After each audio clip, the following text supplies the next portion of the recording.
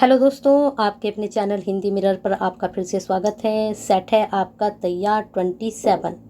इससे पहले 26 आप कर चुके हैं। वो सेट आपको काफ़ी पसंद आएंगे और उनकी प्रैक्टिस भी करते रहिए, क्योंकि उनकी प्रैक्टिस जब आप करेंगे तभी आप फ्लो में रहेंगे। अदरवाइज अगर आप नहीं करेंगे तो फ्लो छूट जाएगा और आप अटेम्प्ट अच्छे से नहीं कर पाएंगे। तो प्रैक्टिस का मतलब क्या है? ज़रूरी नहीं कि आप नोटबुक पर लेकर बैठें या नोट्स करें।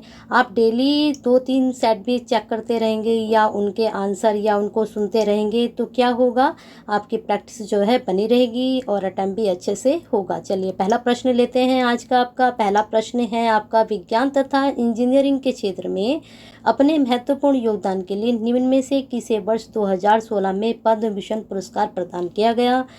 प्रश्न के बारे में पूछा गया है कौन सा कि पद्म भूषण किसको मिला। डॉक्टर बी अत्रे, डॉक्टर विश्वनाथन शांता, डॉक्टर नागेश्वर रेड्डी या फिर डॉक्टर NS रामानुज आचार्य।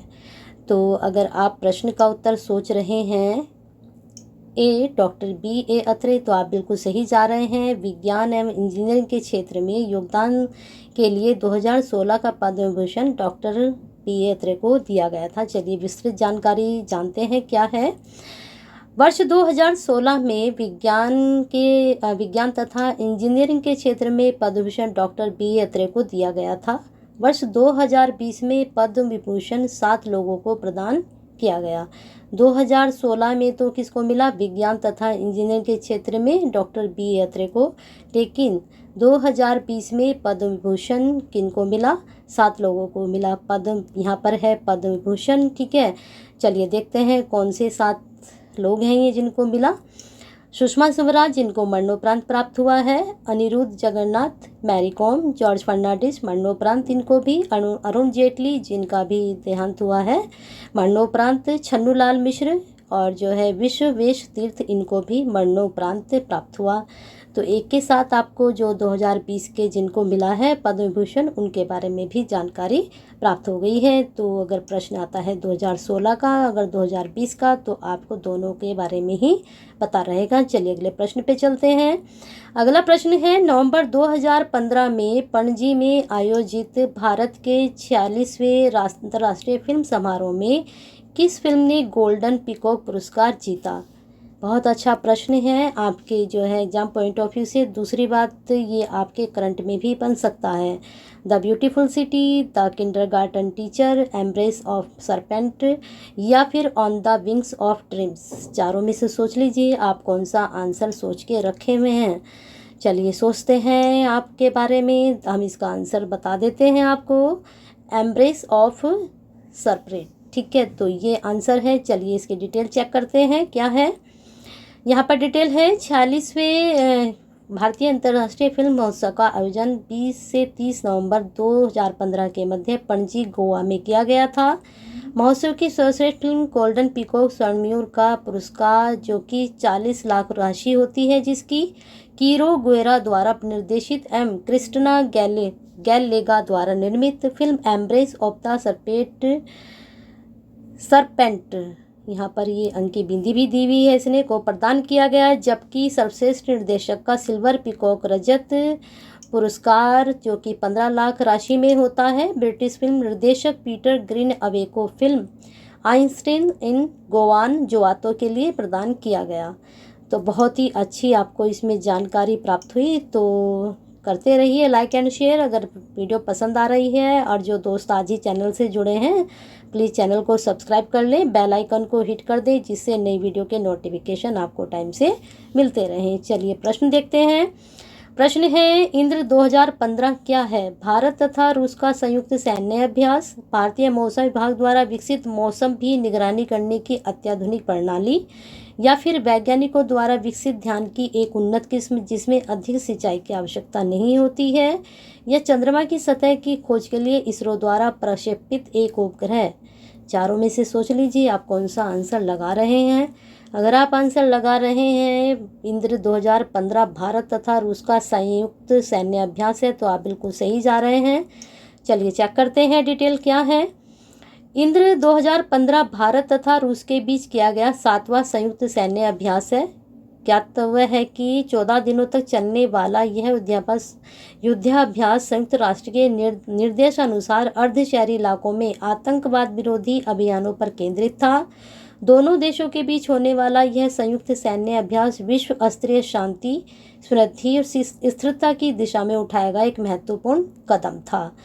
तो ये प्रश्न आपका काफ़ी 2015 का, लेकिन इस तरह के प्रश्न भी आपसे पूछे जा सकते हैं, क्योंकि करंट में तो आपको पता ही है कि 2-3 साल पुराने प्रश्न पूछे जाते हैं, लेकिन जीके वो आपसे कहीं से भी हिस्ट्री के कितने पुराने जीके के क्वेश्चंस होते हैं वो लोग पूछते हैं। ठीक है, तो प्रश्न को तैयार कीजिए। इसको अगला प्रश्न देख लीजिए।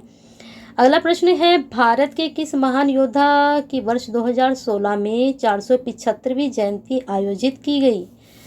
बहुत अच्छा प्रश्न है आपका। ठीक है, महाराणा प्रताप, पृथ्वीराज चौहान, शिवाजी या फिर रानी दुर्गावती।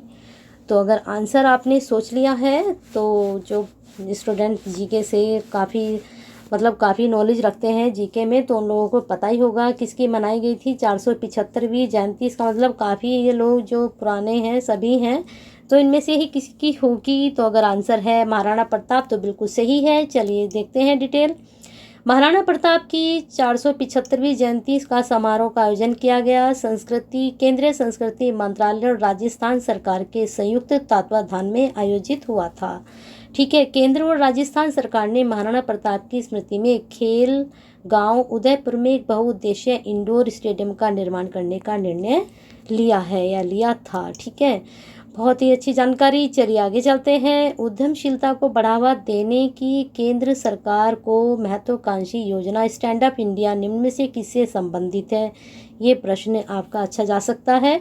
महिलाओं तथा अल्पसंख्यकों से, अनुसूचित जाति तथा अनुसूचित जनजाति तथा महिलाओं से, अल्पसंख्यकों, अनुसूचित जाति तथा अनुसूचित जनजाति से, या फिर उपरोक्त सभी। ठीक है, तो देख लीजिए आंसर क्या सोच रहे हैं आप पांचवे का। अगर पांचवे का आंसर आपने सोचा है बी, तो आप बिल्कुल सही जा रहे हैं। अनुसूचित जाति तथा अनुसूचित जनजाति तथा महिलाओं से। ये प्रश्न काफ़ी अच्छा है। और दोस्तों आपकी जानकारी के लिए बता दें, आज के टेस्ट में आप 30 क्वेश्चंस ना करके आप 25 क्वेश्चंस ना करके आप 30 क्वेश्चंस करेंगे। वैसे हम 25 के सेट लेकर आ रहे हैं, लेकिन आज आपके 30 हैं। और आज आपका 27वां ये टेस्ट चल रहा है। जब आपके 30 हो जाएंगे, 30 के बाद आपके पता है आपके क्वेश्चंस कितने तैयार हो जाएंगे? आपके क्वेश्चंस तैयार हो जाएंगे 750, यानी कि 750 आपके प्रश्न तैयार हो चुके होंगे, है ना। चलिए आगे चलते हैं प्रश्न पर। अगला प्रश्न यहाँ पर इसकी डिटेल है, इसकी डिटेल आप चेक कर सकते हैं, स्क्रीनशॉट ले लीजिए, वीडियो को पोस्ट करके आप देख सकते हैं। अगला प्रश्न है, शैक्षिक दक्षता की मूल आवश्यकता है। शिक्षक कौशलों में निपुणता, शैक्षिक की विभिन्न तकनीकों के उपयोग में निपुणता, शिक्षण में संचार माध्यमों एवं तकनीकों के समुचित उपयोग में निपुणता, या फिर उपरोक्त सभी। शैक्षिक दक्षता की मूल आवश्यकता कहाँ से यूनिट से, कौन सी यूनिट से प्रश्न बन रहा है पता है ना आपको? चलिए बताइए आंसर जल्दी से, बहुत आसान है। उपरोक्त सभी इसका आंसर जाएगा। चलिए डिटेल यहाँ पर देख सकते हैं आप, डिटेल इसकी पढ़ लीजिए या वीडियो को पॉज करके आप देख सकते हैं। चलिए अगला प्रश्न है, शोध प्रतिवेदन में परिसीमन संबंधित होता है। प्रश्न शोध से आ चुका है। समस्या के अध्ययन में शोधकर्ता की सीमाओं से, शोध की समस्या के लिए सीमाओं के निर्धारण से, शोध समस्या के परिभाषीकरण से, या फिर उपरोक्त सभी। प्रतिवेदन सभी समझते हैं शोध प्रतिवेदन क्या होता है। जो स्टूडेंट नेट के हैं उन्हें पता ही है कि ये प्रश्न नेट में हमेशा बनता है। चलिए देखते हैं इसका आंसर। उपरोक्त सभी डिटेल चेक करते हैं, डिटेल से थोड़ा आपका क्लियर हो जाएगा। शोध प्रतिवेदन में परिसीमन निम्नलिखित बिंदुओं से संबंधित होता है। शोध की समस्या के लिए सीमाओं के निर्धारण से होता है, समस्या के अध्ययन में शोधकर्ता की सीमाओं से होता है, शोध समस्या के परिभाषीकरण से होता है। यानी कि जब आप परिसीमन शोध प्रतिवेदन में परिसीमन करते हैं तब आप सीमाओं का निर्धारण करते हैं। आपकी भी सीमाएं होती हैं जो करता है, और जो उसकी समस्या होते हैं उसके परिभाषीकरण की भी समस्या उसमें होती है। चलिए आगे चलते हैं प्रश्न पर। निम्नलिखित में से कौन सा कथन गलत है? सही है 3, यानी कि गलत है। मापन और मूल्यांकन के मध्य में कोई संबंध नहीं है। मापन मूल्यांकन की प्रक्रिया का एक भाग है। मापन एक चर को अंक प्रदान करने की प्रक्रिया है। मूल्यांकन मूल्य निर्धारण की प्रक्रिया है। तो जल्दी से सोच लीजिए इसमें कौन सा कथन गलत है। 3 सही जाएंगे। तो 8वें का आपका हो जाएगा ए, मापन या मूल्यांकन के मध्य कोई संबंध नहीं है संबंध, ये गलत बता रहा है। तो आगे देखते हैं डिटेल इसकी। मापन और मूल्यांकन के पारस्परिक संबंध का सही रूप इस प्रकार है। चलिए चेक करते हैं। मापन या मूल्यांकन परस्पर एक दूसरे से संबंधित होते हैं।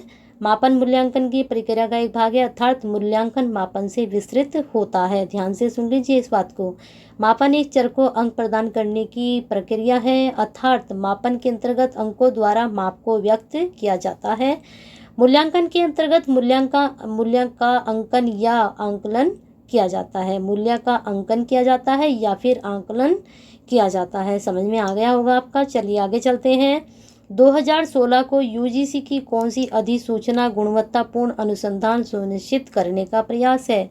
2016 की पीएचडी को पूर्ण करने की न्यूनतम या अधिकतम अवधि, पीएचडी कार्यक्रम लागू करने की 11 शर्तें पूरी करना, पर्यवेक्षकों द्वारा क्या करना, उनके शोध विद्यार्थियों के शोषण को रोकने हेतु किए जाने वाला उपाय, या फिर मुक्त विश्वविद्यालयों को पीएचडी कार्यक्रम की अनुमति देना। जल्दी से सोच लीजिए इसका आंसर आप क्या सोच के रखे हैं। अगर आपने सोचा है आंसर इसका क्या भी, तो आप बिल्कुल सही जा रहे हैं। क्या पूछा है इसने प्रश्न में? करने का प्रयास है, पीएचडी कार्यक्रम लागू करने की 11 शर्तें पूरी करना। चलिए डिटेल यहाँ पर है, चेक कर सकते हैं। क्या है? वर्ष 2016 में यूजीसी द्वारा पीएचडी कार्यक्रम लागू करने की 11 शर्तें पूरी करने से संबंधित अधिसूचना गुणवत्ता अनुसंधान सुनिश्चित करने का एक सार्थक प्रयास है या किया गया है। चलिए प्रश्न आगे चलते हैं। यदि एक शोधकर्ता सामाजिक आर्थिक स्थिति के 3 स्तरों से संबंधित विद्यार्थियों की चिंता की तुलना करना चाहता है तो इससे संबंधित प्रदत्तों का विश्लेषण किया जा सकता है। प्रश्न बहुत अच्छा है, चेक कर लीजिए आंसर। केवल टी परीक्षण द्वारा, केवल अनोवा द्वारा, या फिर अनोवा के साथ टी परीक्षण द्वारा, फिर अनोवा द्वारा। जल्दी से चेक कर लीजिए आंसर आप इसका क्या सोच रहे हैं। अगर आंसर सोचा आपने बी तो आप बिल्कुल सही जा रहे हैं। डिटेल देख लीजिए, यहाँ पर इसकी डिटेल है, इसको आप चेक कर सकते हैं। अगला प्रश्न है, स्मार्ट मोबाइल फ़ोन में निम्न में से कौन सा ऑपरेटिंग सिस्टम ज़्यादातर उपयोगी होता है? डॉस, विंडोज़ एक्सपी, या फिर विंडोज़ 7, या फिर एंड्रॉयड। तो जल्दी से सोच लीजिए, डॉस या फिर विंडोज़ एक्सपी या फिर विंडोज़ 7 या फिर एंड्रॉयड। तो 11 का अगर आप आंसर सोच रहे हैं डी एंड्रॉयड, तो आप बिल्कुल सही। ऑपरेटिंग सिस्टम ज़्यादातर उपयोग कौन सा होता है? एंड्रॉयड। चलिए आगे देखते हैं डिटेल इसकी। क्या है? स्मार्ट मोबाइल फ़ोन में अधिकतर एंड्रॉयड जो है ऑपरेटिंग सिस्टम का उपयोग होता है। एंड्रॉयड गूगल द्वारा विकसित एक मुक्त स्रोत यानी कि ओपन सोर्स मोबाइल परिचालन तंत्र है जो लाइनेक्स पर आधारित है। एंड्रॉयड का विकास मुख्य रूप से स्पर्श पटल टच स्क्रीन, जो कि हम अभी कर रहे हैं, मोबाइल के लिए किया गया था, जिसे प्राय स्मार्टफोन भी कहा जाता है। आजकल तो सभी के पास टच स्क्रीन फ़ोन ही है। चलिए आगे चलते हैं। जो सॉफ्टवेयर इंटरनेट पर वेबसाइटों को खोजता है उसे क्या कहते हैं? बहुत ईजी प्रश्न, बहुत ईजी क्वेश्चंस, बहुत ईजी आंसर। जल्दी से सोच लीजिए, अगर सोच लिया है तो बिल्कुल सही सोच रहे हैं। Search engine. चलिए चेक करते हैं आंसर।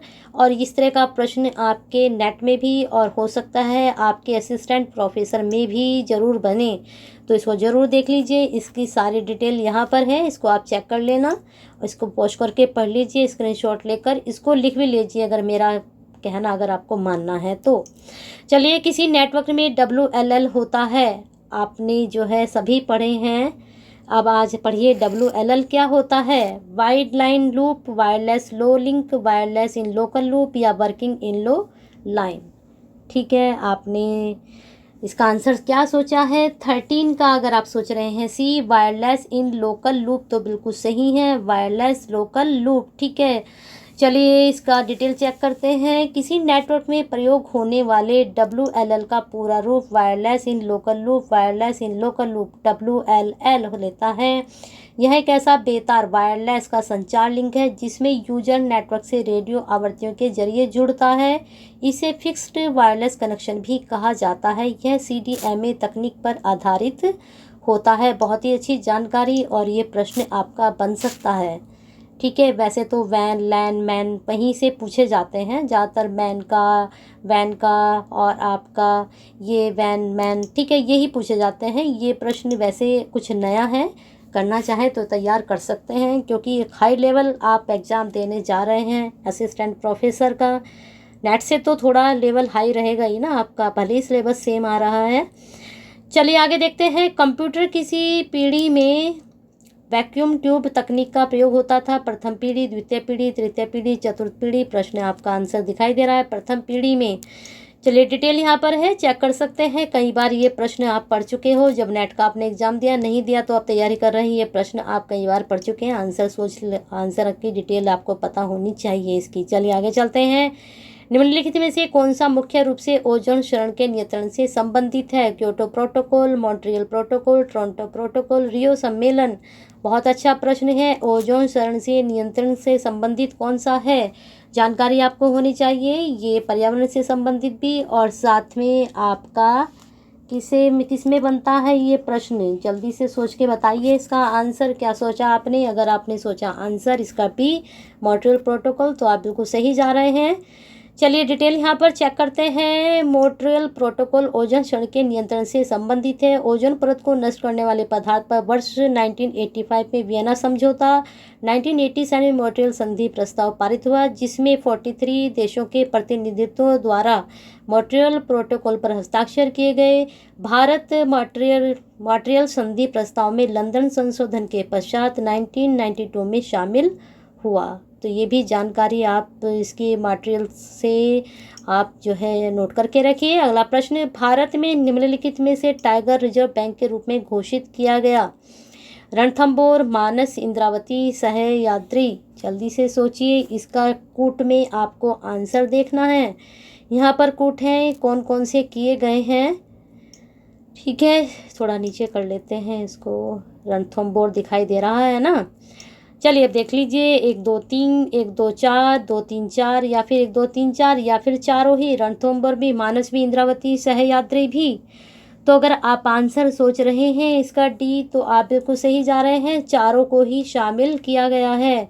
अब इसका थोड़ा डिटेल देखते हैं। बाघ भारत का राष्ट्रीय पशु है, जिसके संरक्षण के लिए वर्ष 1973 में प्रोजेक्ट टाइगर आरंभ किया गया था। अगस्त 2019 तक भारत सरकार द्वारा निम्नलिखित राज्यों में टाइगर रिजर्व घोषित किया गया है।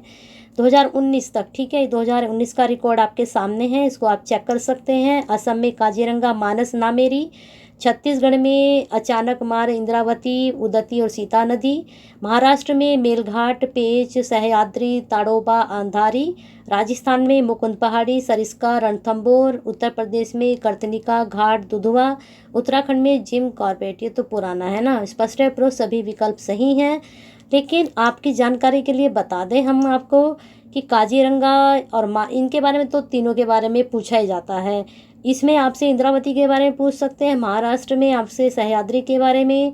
वैसे तो उनका कुछ भी पूछ सकते हैं, उनकी मर्जी है, लेकिन जो मोस्टली पूछे जाते हैं उनके बारे में बता देती हूँ। सरिस्का, रणथंभौर के। उत्तर प्रदेश के तो आप सारे ही याद करके जाइए, हो सकता है यहाँ से आपका प्रश्न बन जाए। उत्तराखंड का सभी को पता ही है, जिम कॉर्बेट। चलिए आगे चलते हैं प्रश्न पर। भीमा नदी प्रमुख सहायक है किसकी? कृष्णा की, गोदावरी की, गंगा नदी की, महानदी की। भीमा नदी के बारे में बताना है किसकी सहायक है। तो आंसर का अगर उत्तर लगाया आपने क्या, ए कृष्णा नदी, तो बिल्कुल सही। चलिए डिटेल चेक करते हैं, यहाँ पर आपकी डिटेल है, इसको पढ़ लीजिए आप। रेगुर शब्द संबोधित करता है किससे? बहुत ही अच्छा प्रश्न है, और बहुत ही प्रसिद्ध और बहुत ही पुराना, जो काफ़ी टाइम से कंपटीशन की तैयारी कर रहे हैं और काफ़ी कंपटीशन वो दे भी चुके हैं। जब आप यहाँ तक पहुँच चुके हैं असिस्टेंट प्रोफेसर के एग्ज़ाम तक, तो काफ़ी पड़ाव पार करके आए हैं, तो आंसर पता होगा आपको इसका। तो इसका आंसर है काली कपास मिट्टी। चलिए आगे आंसर की यहाँ पर डिटेल है, इसको आप चेक कर सकते हैं। चलिए प्रश्न पर चलते हैं। प्राचीन भारत में निम्नलिखित में से किस रानी ने अपने पति की मृत्यु के पश्चात शासन किया? पाला, नागनिका, यशोदा, महाप्रजापति, गौतमी। तो आंसर अगर आपने सोचा नागनिका, तो बिल्कुल सही जा रहे हैं, नागनिका इसका सही आंसर है। यहाँ पर डिटेल है, इसको आप चेक कर सकते हैं। कहाँ से प्रश्न बना? हिस्ट्री से बना है ना प्रश्न आपका। ऋग्वेद में कितने सूक्त हैं? 1017, 1035, 1040, 1055। तो ऋग्वेद के जो सूत्र हैं यहाँ आंसर कोई भी सही नहीं है। चलिए हम चेक करते हैं डिटेल। ऋग्वेद में समान धर्म का सबसे आरंभिक स्रोत है। इसमें 1028 सूक्त हैं, जिसमें देवी देवताओं की स्तुति की गई है। वेद मंत्रों के समूह को सूक्त कहा जाता है। ऋग्वेद के कुल 10 मंडल हैं और 10,580 ऋचाएँ हैं। और आपको बता दें, आपका जो गायत्री मंत्र है वो भी ऋग्वेद से ही है ना। जानकारी मिल चुकी। अगला प्रश्न, प्राचीन भारत में कांची कहाँ था? कर्नाटक में, हरिद्वार में, ग्वालियर में, तमिलनाडु में। कांची के बारे में पूछा है, कहाँ था? तो जल्दी से आंसर सोच लीजिए। 23 का अगर आपने आंसर सोचा डी तमिलनाडु तो बिल्कुल सही है। चलिए चेक करते हैं डिटेल। यहाँ पर डिटेल है। अगला प्रश्न है, किस वर्ष प्रार्थना समाज की स्थापना हुई थी? 1856, 1857, 1816, 1895। तो 24 का आंसर सोच लीजिए। यहाँ पर अगर आपकी जानकारी के लिए बता दें, यहाँ पर कोई सा भी सन सही नहीं है। चलिए आगे देखते हैं इसकी डिटेल क्या है। प्रार्थना समाज भारतीय नवजागरण के दौर में धार्मिक और सामाजिक सुधार के लिए स्थापित समुदाय है। इसके बारे में आप जान लीजिए। इसकी स्थापना आत्माराम पांडुरंग ने 31 मार्च 1867 को मुंबई में की थी। प्रार्थना समाज का मुख्य उद्देश्य जाति प्रथा का विरोध, स्त्री पुरुष विवाह, साथ में आयु में वृद्धि, स्त्री पुरुष विवाह की आयु में वृद्धि। ठीक है, पहले कम एज में ही शादियां हो जाती थी, 12, 13, 15 तक ही। विधवा विवाह, स्त्री शिक्षा आदि का प्रोत्साहन प्रदान करना था इसका उद्देश्य प्रार्थना समाज का। और इसकी स्थापना कब हुई? 31 मार्च 1867 में बम्बई में। क्वेश्चन किसी तरह से भी बन सकता है कि स्थापना कहाँ हुई, कौन सी तारीख में हुई और इसकी जो है उद्देश्य क्या थे। इस तरह से प्रश्न आपका कुछ भी बन सकता है। चलिए अगला प्रश्न, भारत में संघ मंत्री के लिए पद की जो शपथ दिलाई जाती है उसमें कौन उपस्थित होते हैं या उपबंधित होते हैं? संविधान की प्रथम अनुसूची में, संविधान की द्वितीय अनुसूची में, संविधान की तृतीय अनुसूची में, संविधान की चतुर्थ अनुसूची में है। इसके प्रारूप कौन से उपबंधित हैं? कौन सी अनुसूची में है? बताइए, जल्दी से सोच लीजिए। प्रथम, द्वितीय, तृतीय, चतुर्थ। तो 25 का अगर आप आंसर सोच रहे हैं सी, तो आप बिल्कुल सही जा रहे हैं। संविधान की तृतीय अनुसूची अनुबंधित में है। चलिए आगे चलते हैं प्रश्न पर। आगे प्रश्न का उत्तर आपको प्रश्न भी लेकर चलते हैं। 1 मिनट, चलिए देखते हैं इसकी डिटेल। भारत में संघ के मंत्री के लिए शपथ का प्रारूप संविधान की तृतीय अनुसूची में उपबंधित है। ठीक है, इसमें विभिन्न पदधारियों, मंत्री, संसद सदस्य, उच्चतम और उच्चतम न्यायालय के न्यायाधीश इत्यादि द्वारा पद ग्रहण के लिए समय ली जाने वाली शपथ का प्रारूप का उल्लेख है। कितने मंत्री, संसद सदस्य, उच्चतम और उच्चतम न्यायालय के न्यायाधीश का जो शपथ लेते हैं उनका प्रारूप है। अगला प्रश्न है, राज्यों की लोकसभा के समान शक्तियां हैं। नई अखिल भारतीय सेवाओं की सृजन के विषय में, सरकार के पदच्युत करने में, संविधान के संशोधन में, कटौती प्रस्ताव के निर्माण में। जल्दी से सोच लीजिए, राज्यसभा की लोकसभा के समान शक्तियां किस में हैं? इन चारों में से आपको देखना है किसमें लोकसभा के समान शक्तियां प्राप्त हैं। तो आंसर अगर आप सोच रहे हैं सी, संविधान के संशोधन में, तो बहुत अच्छे। चलिए चेक करते हैं डिटेल। देख लीजिए, बहुत अच्छा प्रश्न है आपके लिए। संविधान के संशोधन के संबंध में लोकसभा के समान ही राज्यसभा को शक्तियां प्राप्त हैं। संशोधन प्रस्ताव तभी स्वीकृत समझा जाएगा जबकि संसद के दोनों सदनों द्वारा अलग अलग अपने कुल बहुमत तथा उपस्थित एवं मतदान में भाग लेने वाले सदस्यों के 2/3 बहुमत से पारित कर दिया जाएगा। संशोधन प्रस्ताव पर संसद के दोनों सदनों में असहमति होने पर संविधान में संशोधन का प्रस्ताव गिर जाएगा। तो बहुत ही अच्छी आपको जानकारी यहाँ पर प्राप्त हुई है, इसको नोट डाउन जरूर करें। चलिए अगला प्रश्न, भारत के उपराष्ट्रपति का निर्वाचन किस प्रकार होता है? ये प्रश्न कई बार आपके हो चुके हैं, इनके डिटेल आपको पता भी होनी चाहिए और आंसर भी पता होने चाहिए। राज्यसभा के सदस्य द्वारा निर्वाचित होकर, संसद के दोनों सदनों के सदस्यों द्वारा निर्वाचित होकर, लोकसभा के सदस्यों या विधानसभा के सदस्यों द्वारा निर्वाचित होकर या फिर राष्ट्रपति द्वारा मनोनीत होकर। तो इसके बारे में जल्दी से सोच लीजिए आंसर बहुत आसान है। तो इसका आंसर अगर आपने सोचा है बी, संसद के दोनों सदनों के सदस्यों द्वारा निर्वाचित होकर भारत के उपराष्ट्रपति का निर्वाचन होता है। तो डिटेल यहाँ पर है, चेक कर लीजिए डिटेल इसकी। चलिए अगला प्रश्न, भारत में नीति आयोग कब अस्तित्व में आया था? 1 सितंबर 2014, 25 दिसंबर 2014, 1 जनवरी 2015, 8 मई 2015। दोस्तों कुछ क्वेश्चन मैं रिपीट करती हूँ क्योंकि जिन क्वेश्चंस का मुझे लगता है कि ये प्रश्न आ सकते हैं आपके, तो उनको मैं रिपीट करती हूँ बार बार। कई वीडियो में मैंने रिपीट किए हैं, क्योंकि आप सोचते होंगे रिपीट हो रहा है, वो रिपीट इसलिए कि आपको बिल्कुल याद हो जाए। एग्जाम में क्या होता है, कन्फ्यूजन रहता है और हम भूल जाते हैं कन्फ्यूजन के चक्कर में। अगर बिल्कुल आपको रट जाएंगे, कुछ क्वेश्चन ऐसे हमारे दिमाग में बैठ जाते हैं, चाहे कितना भी प्रश्न को घुमा कर आए हम नहीं भूलते हैं, बिल्कुल सही पे टिक कर आते हैं। तो इसलिए मैं कुछ क्वेश्चंस रिपीट करती हूँ आपको, जिनका मुझे लगता है 100 में उनमें 90% मुझे उम्मीद है कि ये आ सकते हैं। चलिए तो इसका उत्तर देख लीजिए। 1 जनवरी 2015 ये कई बार मैं आपको करा चुकी हूँ। यहाँ पर इसकी डिटेल है, यहाँ चेक कर सकते हैं। अगला प्रश्न है, ये प्रश्न भी आपका जो है काफ़ी इम्पोर्टेंट है, इसको भी कई बार लेकर आ चुकी हूँ। प्रधानमंत्री उज्ज्वला योजना के अंतर्गत चिन्हित प्रत्येक गरीब परिवार को कितनी वित्तीय सहायता प्रदान की जाती है? और ये प्रश्न जब ये शुरू हुई थी उज्ज्वला योजना, इसके बारे में मैंने कई बार जानकारी दी है। 29 का आपको सी अगर आप लगा रहे हैं 1600 रुपये, तो बिल्कुल सही जा रहे हैं। यहाँ पर इसके डिटेल नहीं है, डिटेल में आपको बता देती हूँ मैं थोड़ा, यहाँ पर डिटेल नहीं आई इसकी। तो इसकी डिटेल में आपकी ये तो पता चली गया कि 1600 रुपये दी जाएगी। इस योजना का शुभारंभ 1 मई आप नोट कर सकते हैं, 1 मई है और आपका सन है 2016, ठीक है। और ये जो शुरू हुई थी बलिया उत्तर प्रदेश में किया गया था, इसका जो शुभारंभ किया गया था बलिया, ठीक है। ये प्रश्न आपका बन सकता है, यूपी है ना, बलिया यूपी से इसकी शुरुआत की गई थी, इसको नोट डाउन जरूर कर लें। अगला प्रश्न है, अरे ये रिपीट हो गया है यहाँ पर, हाँ ये रिपीट हो चुका, डिटेल यहाँ पर ये रही। चलिए बहुत अच्छा हो गया, आपको डिटेल भी मिल गई साथ में। चलिए अगला प्रश्न देख लीजिए। भारत सरकार द्वारा बजट 2016-17 में प्रारंभ किया गया नकुल स्वास्थ्य पात्र किससे संबंधित है? जनसंख्या स्वास्थ्य, डेयरी क्षेत्र, गरीबी निवारण, सामुदायिक कल्याण। आंसर आपको पता चल ही रहा है, डेयरी क्षेत्र से संबंधित है नकुल स्वास्थ्य पात्र। नाम से ये बिल्कुल नहीं लग रहा कि इस तरह का इसका आंसर होगा, हम सोच रहे थे इसका यहाँ से जनसंख्या स्वास्थ्य से संबंधित होगा, लेकिन ये डेयरी से संबंधित है। देखिए कभी कभी नाम भी आपको कितना आंसर देने में कंफ्यूज कर देते हैं। यहाँ पर इसकी डिटेल है, इसको आप चेक कर सकते हैं। इस प्रकार से आपके 30 क्वेश्चंस आप मैं लेकर आई थी, जैसा कि मैंने आपको बताया था कि आज 25 नहीं है, 30 क्वेश्चन से आपके लिए थोड़ा फ़ायदा रहा है कि आपको 5 क्वेश्चन प्लस में मिल गए, ठीक है।